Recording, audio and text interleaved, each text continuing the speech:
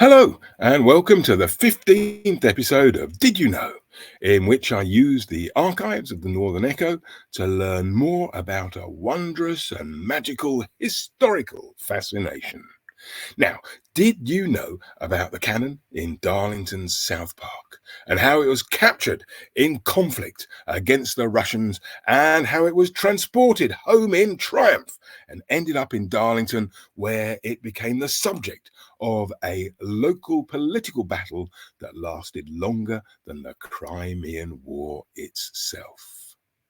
Now, this story has never been more relevant in all of the 170 years that the cannon has been in South Park, because it was captured in the Crimean War of the 1850s, which are all about how the British and her allies were trying to stop Russian expansionism, just as the war today in Ukraine is all about how the West, including Britain and her allies, is trying to stop more Russian expansionism. So this story really begins in late 1853 when war clouds were gathering over Europe as Tsar Nicholas I invaded what today we would call Romania. Britain was determined to stop him, and to the Quakers who dominated Darlington, it seemed that Britain was hell-bent on stopping him. The Quakers were pacifists. They were against all kinds of war. And so, on a national level, they dispatched three men to go to Russia to plead with the Tsar to see sense when the British government refused to see what they considered to be sense. And of course, one of those three nationally leading Quakers was from the Darlington Pease family, Henry Pease, who lived in Piedmont, Darlington's most sumptuous mansion. So he left Darlington on January the 17th, 1854, and he went by train, by ferry, by horse-drawn carriage, by German railway, and then another horse-drawn carriage into Riga in Latvia, where he discovered the world was completely frozen. So they whipped the wheels off his carriage, tied them onto a sledge, and then pulled by 7 horses, he slid the remaining 400 miles into St. Petersburg in Russia, where he arrived on February the 2nd and checked into a hotel that was run by a Miss Benson who came from Sunderland. Quite what she was doing out there, I have yet to discover. Now, the Quakers didn't have an appointment with the Tsar, so they hung around for a couple of weeks until they eventually got their audience. The Tsar shook their hands and said simply, "My wife wishes to see you." Then he left. And they spent 10 minutes discussing flowers or something with the Tsarina until she left. And the meeting then came to an end. And then Henry got back into his sledge, onto his horse-drawn carriage, onto the German railways, onto the carriage, onto the ferry, and then back into England, where, according to his wife, he was immediately assailed by a storm of ridicule and abuse, because war in Crimea had broken out in the Quakers' absence. And the Times was thundering about how the foolish Quakers had betrayed their country by consorting, even colluding with the enemy. Now, despite managing to send the Light Brigade charging down the wrong valley in the Crimea, the war went pretty well for the British, who in October 1855 forced the Russians to retreat from the harbour town of Sebastopol, leaving all their cannons behind. And the British carried 3,000 cannons home in triumph, and then their government offered them as war memorials to any town patriotic enough to want a couple. When the pacifist Peases failed to show up at a Darlington Council meeting in August 1857, their pesky opponents, who were usually Anglicans, rather bellicose and definitely drinkers, they voted to ask the British government not just for one cannon, but for 2 cannons to be prominently mounted in the town centre, either in the marketplace, on High Row, or in the churchyard. But just one cannon turned up in the end, and it arrived in 1858. And the Peases regrouped and had this appalling instrument of war dumped in the grass of the rather bare South Park, which had opened only a few years earlier with minimal fuss and minimal facilities. I've just got this picture from Colin Bainbridge very recently, and it shows the cannon in its early days in the park. It has already been mounted. It's not quite in the long grass, but it's got its gun pointing at a very bellicose position. We don't know who the wonderful man is in front of the cannon. But anyhow, so there it was, dumped in the long grass in the park. There it remained for a couple of years until June 1860, when the cannon got fed up with its lot and wrote a remarkable series of letters to local newspapers, forerunners of the Northern Echo. It thundered, "The reptiles of the earth take up their abode in what was once my chamber of destruction. Birds twitter saucily, and with inquisitive eye peer into the dark recesses of my interior, and the worms hold nightly revels in the hollow region of my iron heart. Now, Mr. Editor, who could stand it? I won't, I can't. If they don't move me soon, I'll blow up." So quite fantastic words, I think, there from the cannon.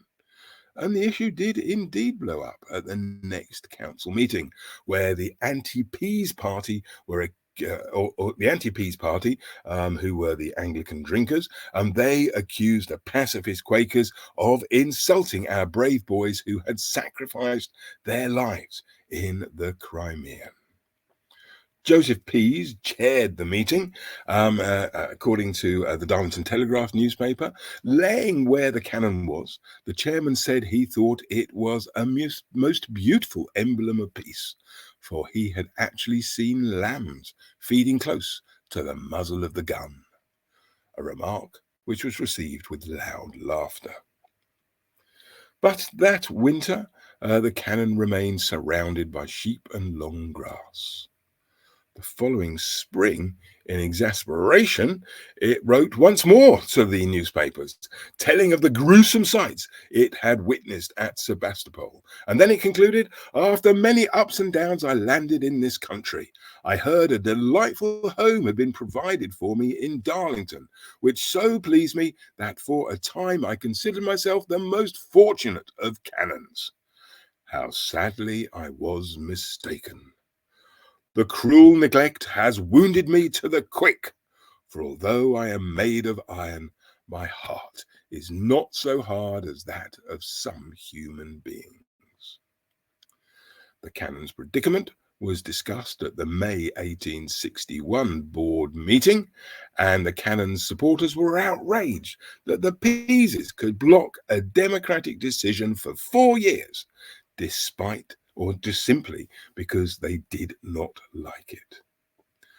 John Pease, Joseph's elder brother, was mocked when he said that mounting the cannon in the park would be an insult to every Russian. And then, just as the matter was coming to a vote, Joseph Pease, the chair of the meeting, vacated the chair, just kind of got up and walked out, presumably seeing that defeat was imminent. He quit the building so that no vote could be taken. But then, mysteriously and quietly and without any ceremony, the Sebastopol gun was sighted in the park, lifted up out of long grass, placed on its gun carriage, and just kind of stood there in the park, where it stands to this day with just the tiniest of plaques beside it, carrying the barest of information. This is a Russian cannon from the Crimean War. That's all you get to know about it. And I think that plaque is so paltry because the leading townspeople thought that the cannon's story was too bloody to present to the people of Darlington, and it represented something that they absolutely abhorred. So they weren't going to give it any glorification at all. And so it stands there in the park today with just that plaque attached to it, with the Russian imperial double-headed eagle worn shiny smooth on the brown-grey gunmetal by generations of young hands and fingers feeling into it. Yet still the cannon in its own way tells its own story. On the side of it are trunnions. They are the pivoty things on either side of the gun barrel on which it was once actually placed into a ship, this particular cannon. And on those trunnions, there are all sorts of wonderful clues as to its history. On the trunnion on one side, it says that it is a 24-pound gun, that it was made in 1824, and it gives the serial number 19,632. Now, if you're interested in this sort of malarkey, the Sebastopol Cannon that is mounted in Middlesbrough's Albert Park as a war memorial to the Crimean War gives the same weight, the same date, and the serial number 19,180. So the Darlington and the Borough cannons must have been knocked out almost within days of one another. Where were they knocked out? I hear you ask. Well, the strange Cyrillic scribblings on the other trunnion, kind of an alphabet soup of capital letters there, they tell us, again, all the information we need to know. The top bit says that the cannon was made at the Alexandrovsky factory in Petrozavodsk, which is near the Finnish border, as I'm sure you know. And the head man at the Alexandrovsky factory was a chap named Fulham, hence the last word on the bottom of the trunnion. Yeah, there. So the cannon tells us its weight, its date, its serial number, the factory in which it was made, and the bloke who was in charge of its manufacture. So that's all you possibly need to know about a cannon, despite only the Darlingtonians giving it the barest of information. It comes with all the information you really need to know about it. So, and now you know all of that. So if you've liked this nonsense, even if you just liked it a little, please subscribe here so you don't miss another fantastic episode. And why not shoot over to the Northern Echo's website, where I add a story in a similar vein every day at 9:30 in the morning. There are all sorts of subscription offers over there, so you don't have to pay too much, and you can even subscribe for free to my newsletter. So thank you very much for your time for watching Did You Know? And now if anyone mentions it, you can say that yes, you did know about the Sebastopol Cannon in South Park from the Crimean War, which ended up in a bitter political battle here in Darlington that lasted longer than the Crimean War. Thank you for your time. Thank you for watching. All the best. Bye-bye for now.